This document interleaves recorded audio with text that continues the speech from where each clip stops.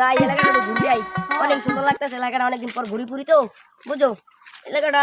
এককালে কানান না ঘুরে গেছে আমার দেখালো তোরটা ভালো আছে রে ওগরে দেই কেন না দিছি আমি তো থামরা একটা কারণ বিয়া করে লাইছি তারা বিয়া করে একটা ছাপড়া পিড়ি মাথা দিলাম ওই গোতুনি পুরো করে আমার লাগে বাইবেল কেটে রে আমার লাগে ঢাকাই কেটে এই